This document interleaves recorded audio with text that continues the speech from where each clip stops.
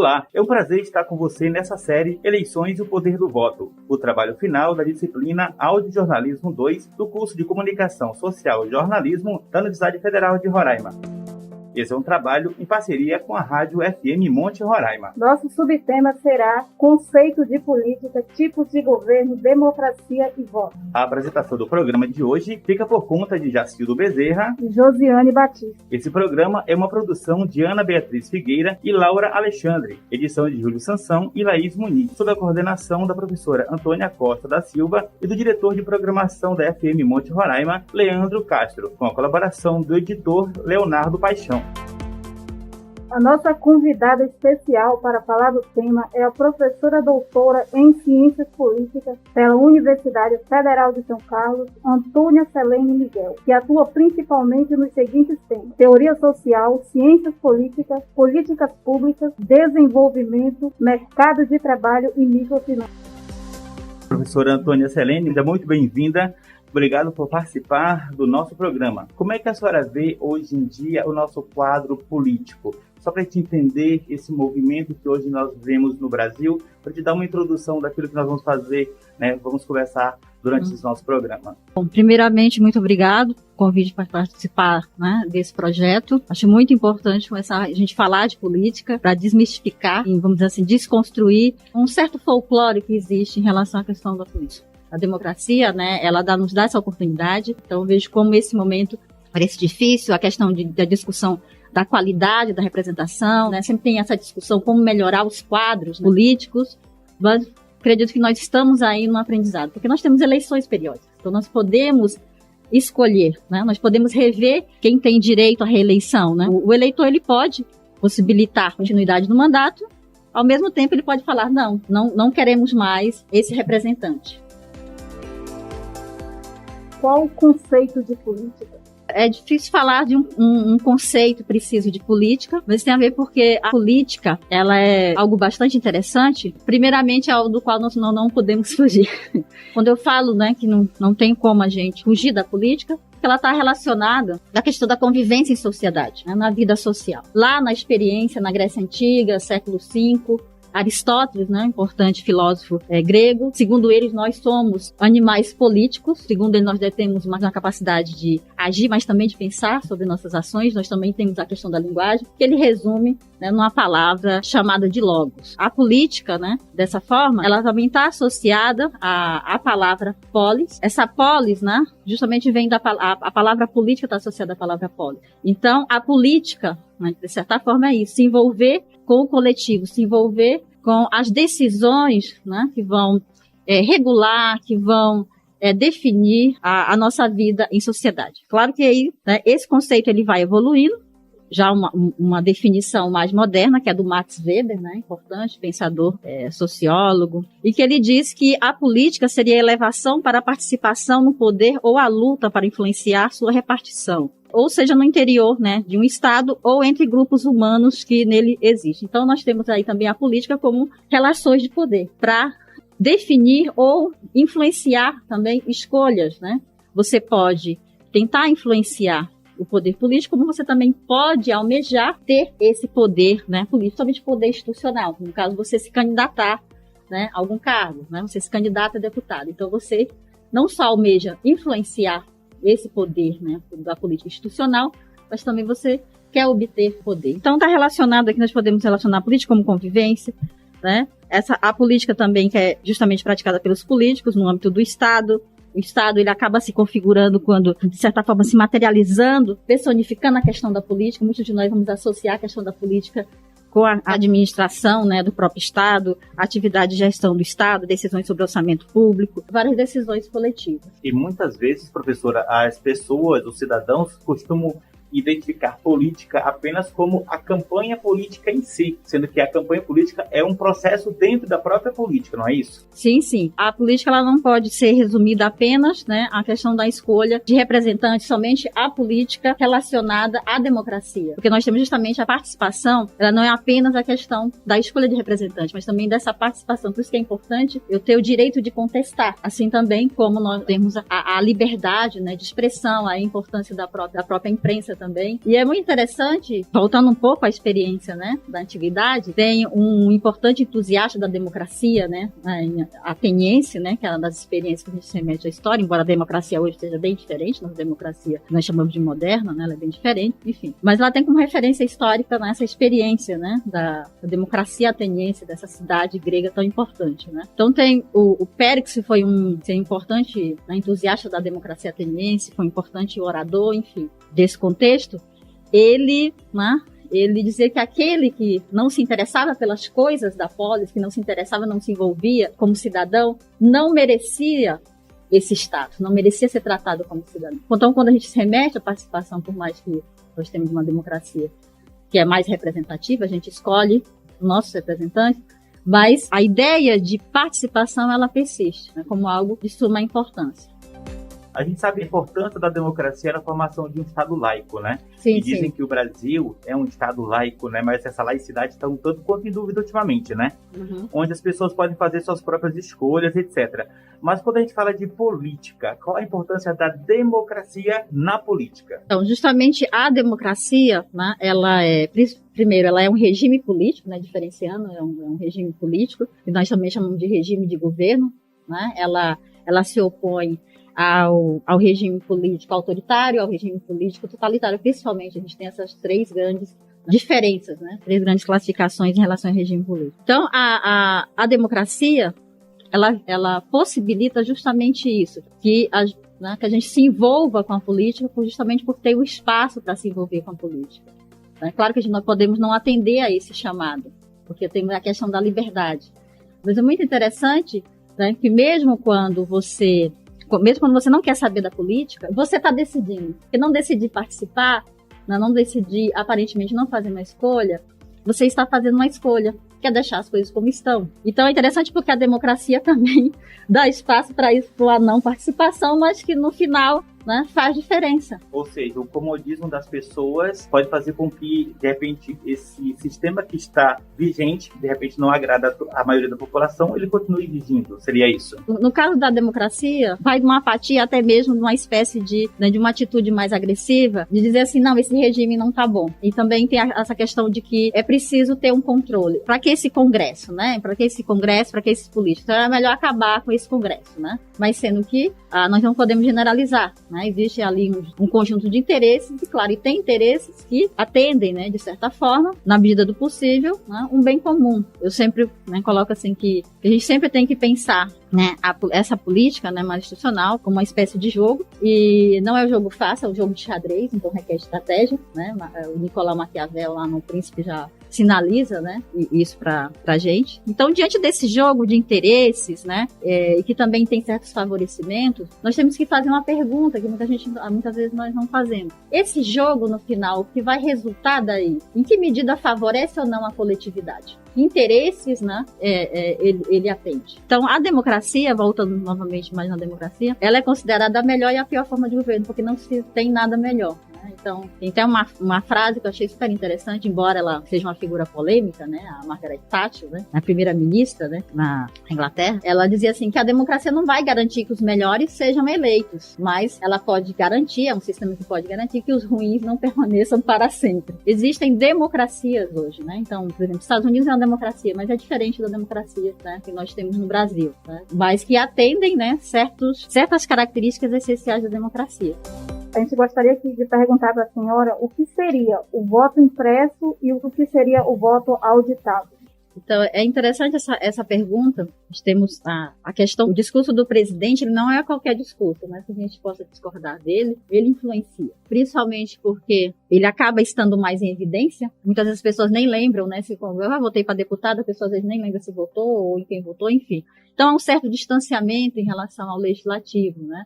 De certa forma, né, essa questão de resumir, né, um governo, a sua dinâmica, à figura do executivo, e no caso do presidente. Então, o presidente, ele acaba, no caso do nosso sistema, né, que é o presidencialismo, então, uma certa personificação de quem assume, né, a cadeira da presidência, como o próprio Estado, né? Então, quando o presidente fala algo para todos, né, como se fosse para todos os brasileiros, é como se fosse o Estado, para o bem ou para o mal, né? Então, no caso da pandemia, ficou emblemático isso, né? Teve um peso, sim, ele, de certa forma, se mostrar mais adepto do negacionismo do que de medidas, né, vamos dizer assim, totalmente aprovadas, né, e validadas pela ciência. Então, voltando de novo, né, na questão aí, em relação ao contexto, né? Primeiro, em que contexto surge esse debate? A gente tem 25 anos de existência já das urnas eletrônicas, eles estão aí já desde 1996, começou essa experiência da urna eletrônica, ela vem sendo aprimorada. Nós temos um sistema eleitoral que funciona, claro que a questão de que a gente elege aí é outra história. Há toda uma credibilidade passada pelo Tribunal Superior Eleitoral, nós temos uma justiça eleitoral, que é algo que nem todos os países possuem. Uma justiça específica para tratar das questões eleitorais, nós temos. Os Estados Unidos não tem. Lá é tratado caso a caso, isso conforme Estado. Se você acha que teve fraude em alguma sessão eleitoral no estado do Texas, aí você tem que discutir isso dentro do Estado. Né? E nós não, nós temos uma justiça, né? Nós temos uma justiça eleitoral específica que tem suas representações pelo país. Então, voto impresso auditável. A gente pode dizer que é um certo eufemismo, porque voto impresso nos remete aqui a uma coisa muito do passado. E é interessante porque isso é uma marca que eu percebo muito no governo, que é um governo voltado para o passado, né? Aí ele tem também algo de conservador nesse sentido, né? De voltar ao passado, mas é um passado, às vezes, até bem antes do processo de redemocratização, da volta da democracia, né? E é um passado que a gente quer esquecer, né, professora? Que a gente tem que lidar com ele, mas no sentido de superar. Então, esse voto impresso seria, né, uma espécie de você usar uma cédula de papel. E essa questão do voto auditável, conforme o Tribunal Superior Eleitoral, há todo um processo, há todo um protocolo, há toda uma segurança. Tem o caso, né, de 2014, das eleições de 2014, que o Aécio perdeu, né, para Dilma. Bom, o PSDB, né, junto com o Aécio, entraram com um pedido de revisão, né, de uma possível,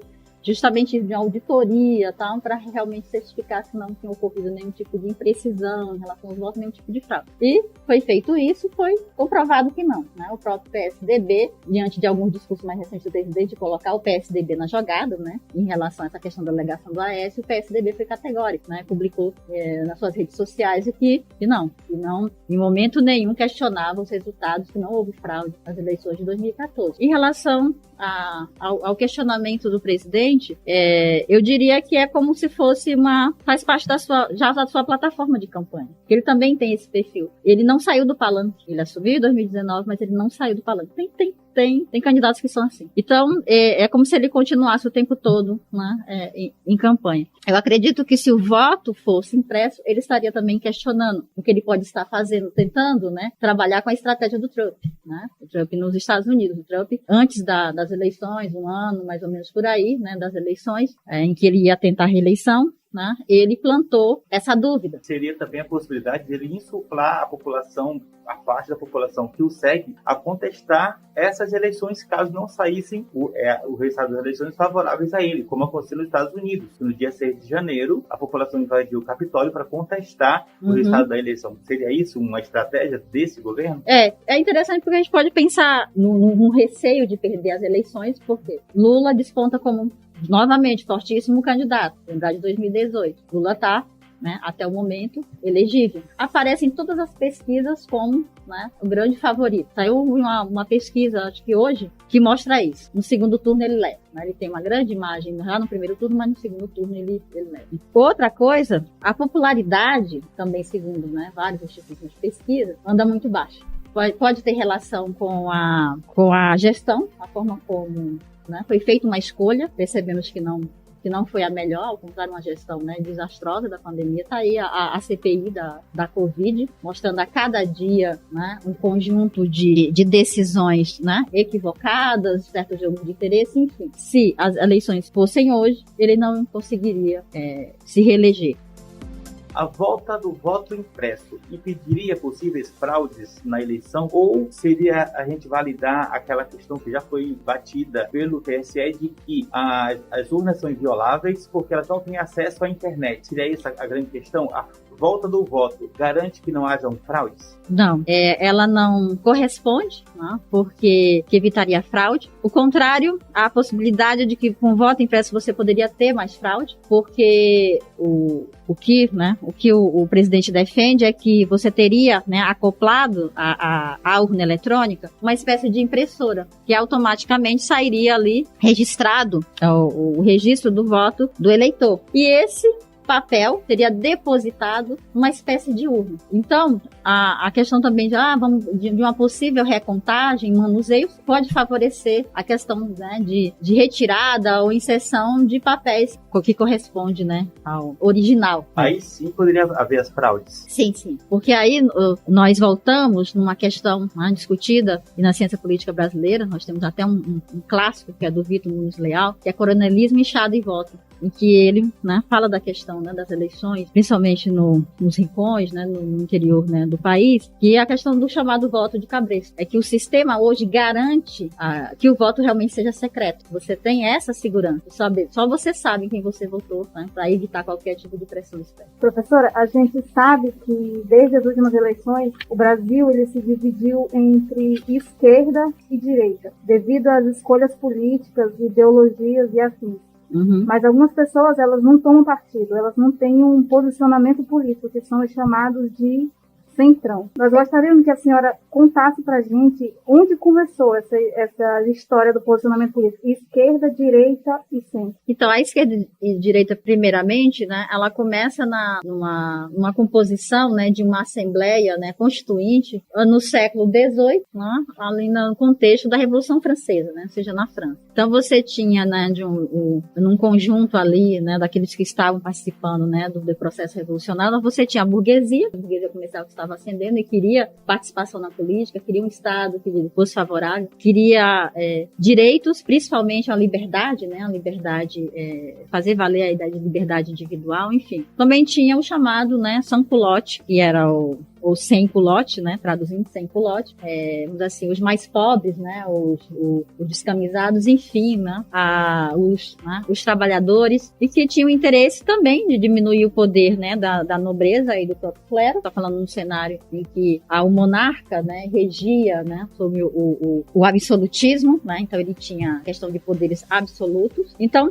nessa assembleia, né, quando foram tomar os seus lugares, então diz que a burguesia ficou de um lado, que justamente era a direita, fisicamente a direita, e os sem culote, que seria o povo, né, ficaram à esquerda. Então ficou essa questão, né, de, quer dizer, a burguesia, embora defendesse, assim como o sem culote, a diminuição do poder, né, da nobreza e também do clero, né, mas visava, antes de tudo, essa liberdade, né, direitos que valia a liberdade individual, e os sem culotes, que estavam à esquerda, a questão de reivindicar direitos, mas também direitos, né, direitos trabalhistas e justiça social. Então começou aí a associação, né, essa associação de direita e de esquerda, né? Justamente isso, nós temos várias, né, ideologias políticas, e que podem, né, vamos dizer assim, nesse espectro, né, elas podem estar mais próximas, né, de algo que a gente considera de direita ou algo que a gente considera de esquerda. E o centro seria justamente isso, aquele que visa um equilíbrio,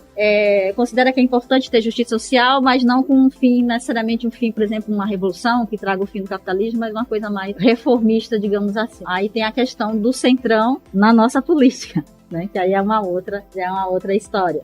E a nossa última pergunta para finalizar esse episódio de podcast: o que representa aquele jovem que decide se candidatar a um cargo político? Quão importante isso é para o nosso futuro? Bom, primeiramente, né, a questão de se esse jovem está envolvido numa coletividade, porque nós temos os casos de, né, hoje com a questão das redes sociais, né, a questão de influenciar, né, até tem isso, né, dos influenciadores, né, digamos assim, assumir, né, aproveitar, né, essa popularidade e alcançar um cargo, né, um cargo eletivo, simplesmente por uma espécie de modismo ou que interesse que ele vai representar, porque ele vai estar só reproduzindo a chamada velha política. E tem, né, também esse jovem, né, que pode justamente estar envolvido no coletivo, né? Hoje tem muitos jovens que têm concorrido, né, aí às eleições a partir dos chamados das candidaturas coletivas, né? Então está envolvido com os movimentos sociais, está envolvido associações, né, do seu bairro, sua cidade, está envolvido com causas sociais, olhando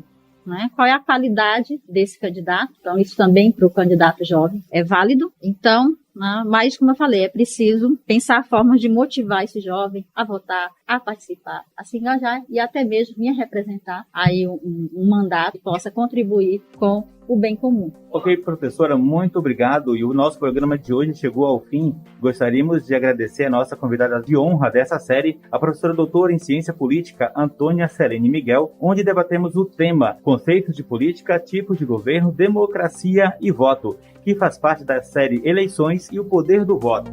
Esse programa é uma produção de Ana Beatriz Figueira e Laura Alexandre, edição de Júlio Sansão e Laís Muniz, sob a coordenação da professora Antônia Costa da Silva e do diretor de programação da FM Monte Roraima, Leandro, com a colaboração do editor de áudio, Leonardo Paixão. Meu nome é Jacildo Bezerra. E meu nome é Josiane Batista. Muito obrigada por nos acompanhar neste programa e até a próxima.